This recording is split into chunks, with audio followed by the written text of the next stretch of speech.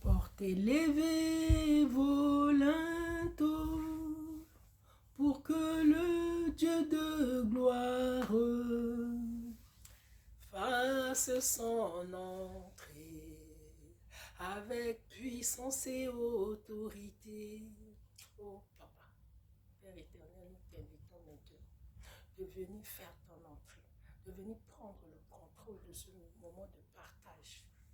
Seigneur, que je meure et que ce soit toi qui parles, que ma bouche soit fermée.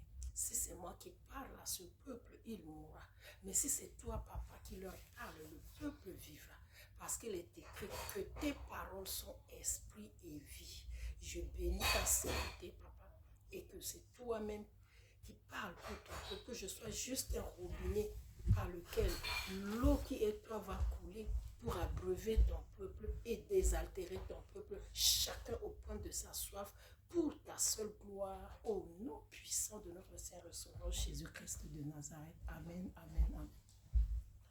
Peuple de Dieu, shalom, shalom, shalom. Je suis votre sœur bien-aimée, Marilyn Songué. Je me présente encore, je crois que certains me connaissent déjà. Je viens ici partager un message que le Seigneur m'avait donné pendant mon suivi de délivrance. Et ce message, le Seigneur avait commencé le message par une question. Et cette question, il avait posé en sango, au fait, puisque je suis centrafricaine d'origine, il m'avait posé la question en sango. Parce que je me posais beaucoup de questions. Je lui disais, mais pourquoi tout ce qui se passe dans ma vie, ce qui se passe dans ma famille, pourquoi ci, pourquoi ça, pourquoi il y a ci, pourquoi on vit ça? Et j'avais déjà oublié. Et plusieurs temps après, il m'a posé cette question en sango. C'est-à-dire, tu portes le sang de qui? J'ai dit, hey, mais j'ai le sang de mon père. J'ai donné le nom de mon père. J'ai donné le nom de ma mère. Après, Dieu me dit, et ton père, il a le sang de qui? J'ai donné le nom du père de mon père et le nom de la mère de mon père. Après, il dit, et le père de ton père, lui, il porte le sang de qui?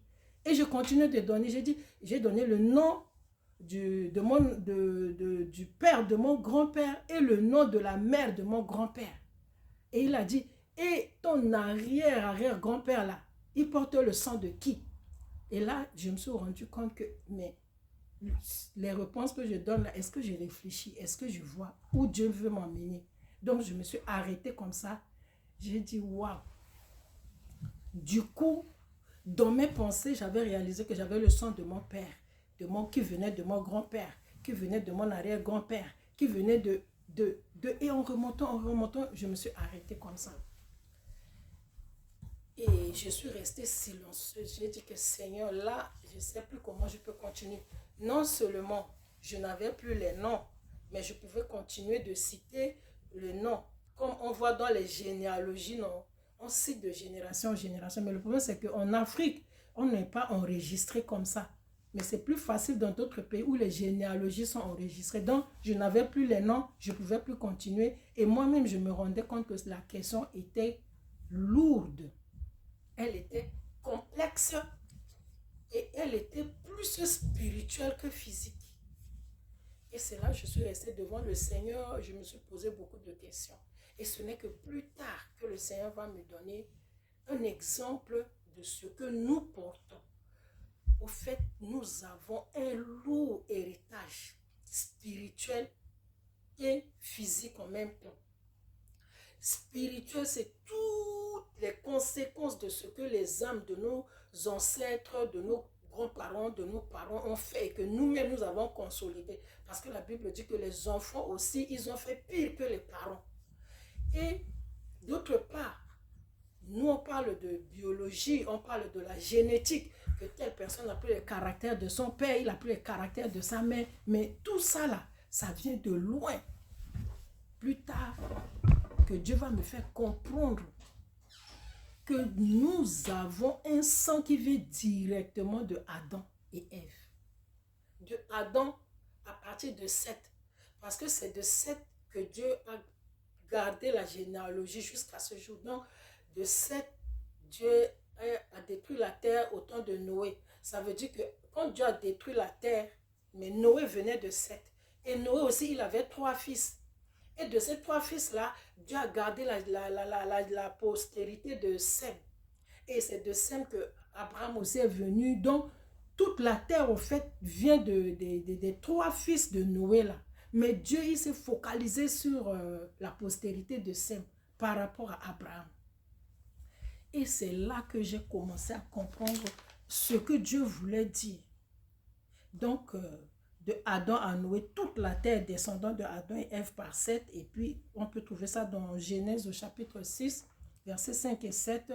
Et de Noé à Abraham, Dieu maintenant, quand il a détruit la terre, c'est maintenant Noé avec ses 3 fils. Et c'est à partir de Sem qu'est né Abraham, Nacor et Aram. Donc, je bénis le Seigneur. J'ai dit, ah Seigneur, ça veut dire que ce n'est pas évident. Parce que les parents s'étonnent. Un parent, il est bien avec sa femme, son épouse, ils sont bien, ils ont eu des enfants. Mais vous allez voir qu'au milieu de ces enfants-là, comme on dit dans le langage du monde, il y a toujours un petit vilain canard quelque part. Et on se plaint, on se dit, mais cet enfant-là, on l'a bien élevé, on l'a bien éduqué. Dieu me fait comprendre que c'est l'héritage du sang. Vraiment, le sang que nous transportons est lourd. Il est complexe et il draine des choses. Il draine des choses bonnes, il draine des choses mauvaises. Et quand nous venons au Seigneur, c'est maintenant le Seigneur par le sang de Jésus qui détruit toutes les sémences négatives que nous avons transportées et spirituellement et biologiquement. Par exemple, quelqu'un, quand il fait l'hypertension, son fils aussi le fait, des fois son petit-fils, des fois ça saute 1 ou 2 générations et ça reprend.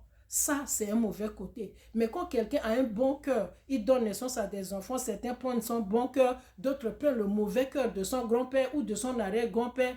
D'aucuns, comme chez nous là, mon grand-père par exemple, il se métamorphosait en lion. Et j'ai aussi des oncles qui se métamorphosent en buffle. Et quand nous voyons tout ça, il est tantôt animal, il est tantôt homme. Ça veut dire qu'il ne peut pas manifester les bonnes choses de Dieu. Parce que quand il aura faim, il aura besoin de manger quoi? Dites-moi. Il aura besoin de sang. Il va aller manger le sang. Et le sang, il va le manger chez qui? Chez un humain. Parce que tu es humain, mais tu es en même temps animal. C'est-à-dire que même si tu manges tous les animaux de la forêt, là, ça ne va pas te satisfaire. Il faut prendre vraiment le sang humain. Donc, vous comprenez que le sang que nous avons là, c'est mélangé avec le sang des humains que nos parents, nos arrière-grands-parents, nos ancêtres ont fait. Et c'est là que j'ai dit à Dieu vraiment, papa, si ce n'est pas toi là, c'est grave. Et nous bénissons le Seigneur. Que ces choses-là ne se manifestent pas physiquement en nous. Parce que si c'était comme ça, moi aussi, un jour, je peux apparaître comme une lionne, non? Ou que j'apparais comme un buffle. Vous voyez, en fait, c'est des choses graves. Mais nous ne mesurons pas la gravité de ces choses-là. Parce que nous n'avons pas la connaissance de ça. Et quand je me suis arrêtée, maintenant Dieu m'a dit, je vais te parler de Moïse. Vous voyez, la Bible nous dit que Moïse, il vient de Lévi. Lévi et Siméon. Et quand vous remontez dans l'histoire de Lévi et Siméon, les gens de Sichem avaient fait perdre la virginité à leur unique sœur, Dina. Et qu'est-ce qu'ils ont fait? Ils sont partis écouter le monsieur. Le monsieur a dit que non, il ne peut pas se séparer de leur sœur. Tout ce qu'ils vont demander, il va le faire. Il a parlé à sa population a dit que ces gens-là, ils sont très dangereux. Depuis à cause de leur Dieu, là, il ne faut pas aller chercher les histoires là-bas. Mais le monsieur de Sichem a dit que non, c'est Dina, il veut. Et les frères de Dina, là, ils n'ont rien dit. Hein. Ils sont partis, se sont entendus, tout et tout et tout. Maintenant, Lévi et Siméon se sont levés. Ils ont dit, ok, nous, on se circoncie. Hein. Ça veut dire que dès que nous sommes nés au 7e jour, on nous circoncie tous. Maintenant, si vous voulez prendre notre soeur, il faut vous circoncire. Ils ont accepté, ils ont planifié, le monsieur a parlé à toute sa population et toute la population est partie se faire circoncire. Et qu'est-ce qu'eux ils ont fait? Après 2-3 jours, pendant que la douleur de la circoncision les prenait, parce qu'ils étaient déjà tous adultes, lui et son frère là, ils sont partis, ils ont tué tous les gens là-bas, ils ont tué toute la population de Sichem là. Et du coup, Jacob, leur père, était vraiment, je ne sais pas, il a dit, mais comment vous avez agi comme ça? Et ils ont dit que tu as bien vu que ce qu'ils ont fait à notre soeur là, donc tu voulais qu'on laisse comme ça. Vous voyez? Et l'histoire de Dina là, vous allez trouver ça dans Genèse 34. Et vous pouvez aussi lire Genèse 49 à partir du verset 5 et 7. C'est là où Jacob, en bénissant ses enfants, il a dit que Siméon et Lévi là, mon âme ne rentrera jamais dans votre conciliabule parce que votre colère est mortelle et votre fureur est cruelle. Comment vous avez fait ça? Donc vous voyez, et quand on continue dans l'histoire du peuple d'Israël, vous allez voir que Moïse est issu de Lévi. Donc du coup, Moïse aussi, il a pris sa part de colère, non? Et pourtant, quand vous voyez Moïse, il est patient, il est calme, il a aidé Jéthro, son beau-père, mais la colère était un héritage. Regardez, depuis le temps de Dina là-bas, jusqu'à Moïse. Mais il a pris sa part. Hein. Et quand on voit l'histoire de Moïse, Moïse a manifesté beaucoup de colère. Il a brisé la table des lois sous l'effet de la colère. Et par la colère aussi, il est sorti devant Pharaon. Un jour, la Bible dit qu'avec une colère ardente. C'est vrai. Et même il a manifesté sa colère aussi avec les gens de Corée, de Dathan et Abiram, où Dieu même a ouvert la terre comme ça et ça les a avalés. Donc vous voyez, la colère que Moïse transportait venait de loin. Regardez, calculez toutes les années où Moïse est arrivé. Donc du coup, ça fait partie de ce qu'on appelle le sang, l'héritage. Entre-temps, Jacob avait maudit leur colère là. Et il a dit que son âme ne rentrera jamais dans le conciliabule de Siméon et de Lévi. Parce que leur colère là, non, Dieu n'est pas d'accord. Et c'est comme ça que Moïse, c'est vrai, il manifestait la sainte colère. Parce que quand Dieu se lève pour décider de détruire le peuple, Moïse dit, Seigneur, mais si tu détruis le peuple, détruis-moi en même temps, enlève mon nom. Donc il était un grand intercesseur. Mais vous allez voir qu'à cause de cette colère-là, Moïse a fait quelque chose qui n'a pas plu à Dieu. Dans Nombre 20, nous allons lire que Moïse a manifesté sa colère. Dieu lui a dit, va parle au rocher. Dieu a dit, parle au rocher. Mais l'oppression, la pression du peuple, ça a fait monter la colère. Et au lieu de parler au rocher, il a tapé le rocher. Et ça a été fatal. Vous voyez? Et à cause de ça, il n'est pas rentré dans Canaan. Malgré qu'il a négocié, il a insisté. Il a dit, papa, tu as dit maintenant, monte sur la colline ici, là, de Pisgah. Tu vas regarder de tes yeux, mais tu n'en pleuras pas. À cause de la colère. Ça veut dire que tu as un enfant qui est colérique.